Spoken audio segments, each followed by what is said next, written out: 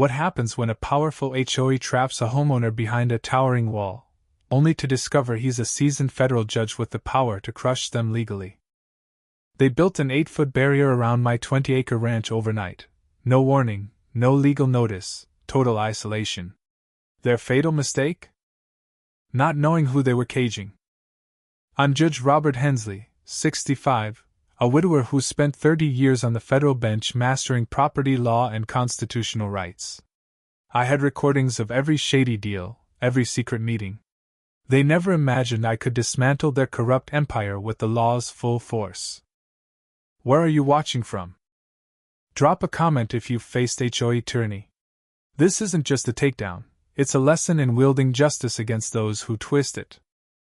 After 3 decades sentencing corrupt officials, I craved peace, not retirement. My 20-acre ranch, haven of hope, nestled in the hills outside Austin, Texas, was my sanctuary. It wasn't just land, it was a vow to my son David, a veteran who took his life 3 years ago after battling PTSD from Iraq. That night, clutching his photo in his uniform, I whispered, "This place will heal souls like yours, son." His dream of a haven where horses helped broken soldiers find peace would live on. The ranch bordered Crestview Heights, a sterile upscale development run by Pinnacle Properties. Their cookie-cutter homes screamed conformity, and their HOA, led by Charles Dalton, acted like they owned the county. My neighbor, Evelyn Harper, a 72-year-old widow, won me over homemade pie. Pinnacle's ruthless. They'll bully anyone who doesn't sell. I brushed it off. I'd faced mob bosses in court. How bad could an HOA be? I poured my savings into renovating the ranch, designing a veterans therapy center with equine therapy at its heart. David once wrote, "Horses don't judge, they feel your pain and carry it with you." The stables gleamed, the house was retrofitted for group therapy, and county permits were secured.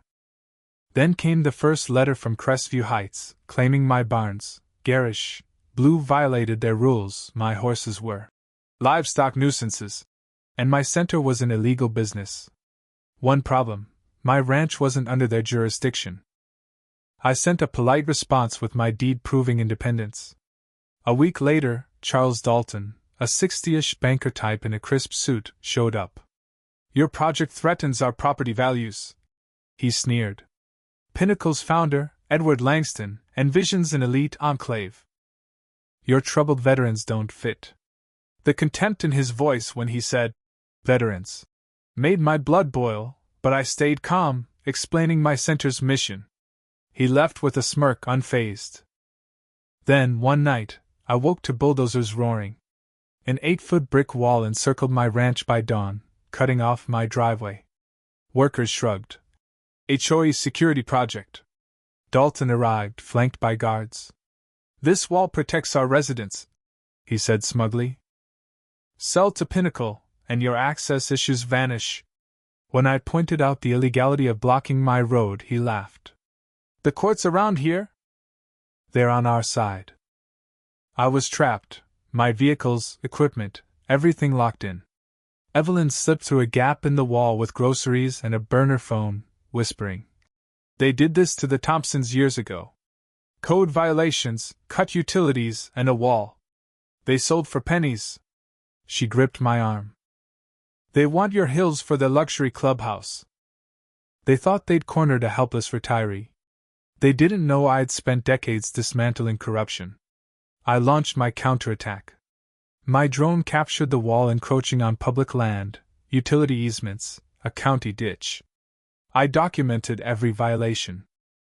My horses, meant for therapy, paced, sensing the siege. Stroking one, I vowed, "This dream won't die." I dug into Pinnacle's finances. They were drowning in debt, desperate for my land to complete their 500-acre expansion or face bankruptcy.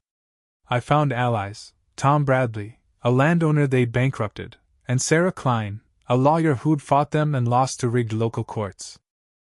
Then came a game-changer. Dalton's son, Nathan, a Pinnacle lawyer, called me. "What they're doing is wrong," he whispered, leaking evidence of bribery, forged documents, and surveillance plans targeting me. The wall's cameras watched my every move. Dalton slid a lowball offer through my gate. Sell for 40% below market, or life behind this wall gets harder. I refused. They cut my power and water. When Evelyn confronted Dalton about me, she collapsed from a stroke. Pinnacle's guards blocked the ambulance, forcing a 15-minute detour. Nathan, witnessing it, broke down. My father called it collateral damage, he sobbed, handing me a flash drive with damning recordings of Pinnacle's schemes. The climax hit when I needed to reach the hospital as Evelyn's medical proxy. Guards physically blocked me, one shoving me back. Fury cracked my judicial calm. This wasn't just harassment, it was a human rights violation. That night, Nathan's evidence fueled my plan. I contacted Laura Bennett, a federal prosecutor, and prepared a virtual press conference. Wearing my judicial robes, I faced the cameras. I'm Federal Judge Robert Hensley, imprisoned on my land by Crestview Heights and Pinnacle Properties. I unveiled their crimes: illegal construction, utility tampering, bribery, and fraud. As I spoke, FBI agents raided Pinnacle's offices, arresting Edward and Vanessa Langston and Charles Dalton, who collapsed in panic. The trial was a spectacle. Witnesses, victims, bribed officials, even a blackmail judge, exposed Pinnacle's decade-long corruption. Edward and Vanessa got 15 years, Charles 7. Pinnacle was liquidated, with its assets funding victim restitution. The community tore down the wall, a cathartic rebellion. Haven of Hope opened, welcoming veterans to heal with horses, just as David dreamed. Evelyn, recovering, became its administrator. Crestview's residents ousted their HOA board, electing Nathan to reform it. A wall of justice, garden, built with stones honoring victims and veterans, marked the ranch's heart. This fight wasn't just for me. It was for David, Evelyn, and every soul crushed by greed. The Hensley Act now curbs HOA abuses nationwide. If you face your walls, gather evidence, find allies, and fight. Justice prevails if you stand for it. What do you think? Was Pinnacle's arrogance their downfall, or did they underestimate the power of community backlash? Share your thoughts below. Have you faced HOA overreach or seen corruption exposed? Let's debate. When does standing up become the only option?